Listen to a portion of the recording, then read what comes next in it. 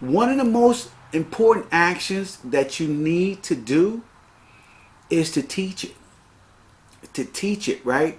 To give your life lesson to somebody so that they can have a better life. That should be your sole purpose in teaching someone so that they can have a better life tomorrow than what they have today, right? And the reason why you can do that is because you have a one step better life than what they have. I'm not saying you're 10 years ahead of them or 20 years ahead of them.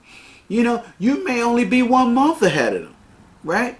You may only be 6 months ahead of them. It doesn't even matter, guys. What matters is the idea that you're helping someone to create more. You're helping someone to become more. And you're helping someone to do more through your life lessons, through your growth. So, my question to you once again, after going through all that and telling you all that, what is the one thing that is holding you back from achieving the life that you want? Right? What is the one thing, guys? You know, I spent 28 years of my career waiting. I learned a lot of stuff, right? And I helped thousands of people to be exact, right? Thousands of people, right? I've even taught at the police academy. I was a training lieutenant. I've given tons of value within my community, right? But I waited, right, 28 years to take the reins of my own destiny to forge ahead the life that I wanted for myself. I waited 28 years to do that, guys. And I'm telling you guys, I'm asking you, don't do that to yourself. Don't put off for 20 years, for 28 years, something that you truly want to do, right? And the reason was, you know, I brought into a system that I was taught when I was younger in school, my school years, college years, you know, and it was natural. It was very, very easy for me to go into the world of law enforcement because there were tons of rules in place. Tons of rules in place, what you could do, what you couldn't do, what was expected of you, right? And with all of those rules in place, guys, it was very, very easy for me to tap into the system that was there. And that's all I did. I tapped into a system that was already there and I didn't try to change it.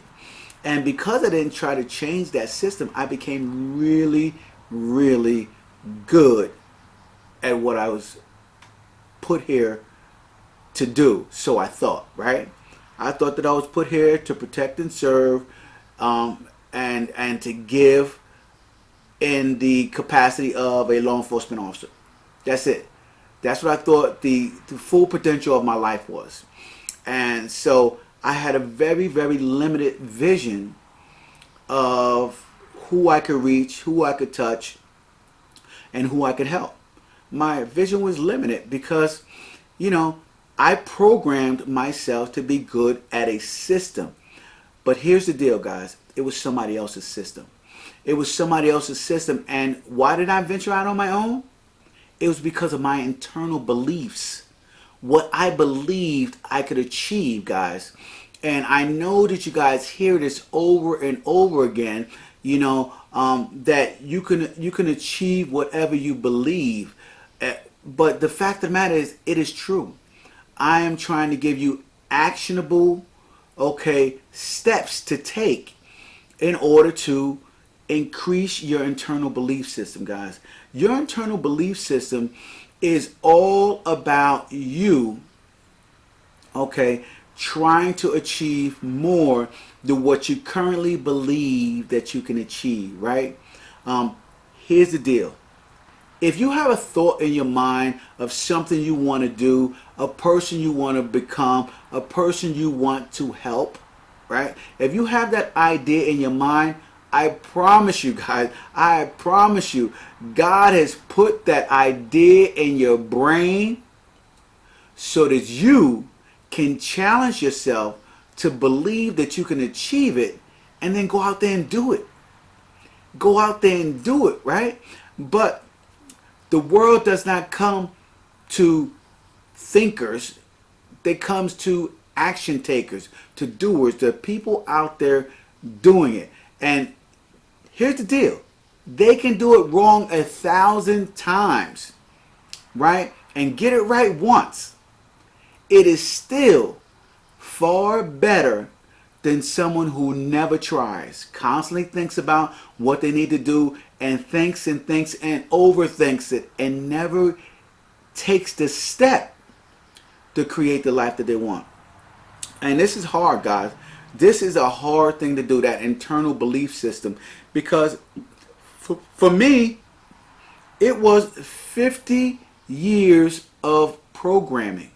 50 years of programming, right? I buried my dreams of becoming an entrepreneur when I pinned that badge on my chest and I took a vow, okay, to lawfully protect and serve. Okay, I buried that dream of entrepreneurship. And the reason why I did it was because, as my mother's words rang in my head, you know, be good at what you do, right? Try to be the best at what you do. And so, even though that wasn't my full choice of what I wanted to do with my life, right? I felt the concept was there. Helping people, protecting and serving, helping people. I thought that the concept was there. And so I brought into the system and I began to shape and mold my life to be good at what I've done. You know, good at my career, good at my profession, and I just dug into it. And buried that dream I wanted to be an entrepreneur. Buried that dream I wanted to write a book. Buried that dream that I wanted to be a coach and help people. I buried that dream. And so that all happened because I didn't have a strong enough internal belief system. Okay? And when you don't have a strong enough internal belief system, what usually happens in your life is you usually, guys, buy into someone else's system. Right? And when you buy into someone else's system, you only do one thing. And here's the deal. And I felt this for 28 years, guys. No matter how hard you work, no matter how much effort you put in, no matter what you do in your career working for somebody else, you will never get paid what you're truly worth. You will only get paid what the position pays. And see, that frustrated me to the utmost in law enforcement, because I mastered my craft. I mastered my craft and I worked my ass off to be the best that I can be in my business, right? The best that I could be, right? And even though it was acknowledged the fact that I had mastered my craft through accommodations and awards and accolades, it did not make not one bit of difference in my paycheck compared to some of the slobs that I work with. And I say slobs because there were people, many people, as a matter of fact, more than half the people got to a point in their career where the stress was so overwhelming that they gave up trying to be better and started just coming to work to get a paycheck. Right? Now, how do you think that made me feel? Before I was enlightened, before I grew, before I understood, okay, that my improvements were for me and nobody else, I was really, really angry and frustrated at the fact that no matter how hard I worked, a slob right next to me was getting the exact same money, okay, and was putting in 1/10 of my effort. That is a very frustrating feeling, and that feeling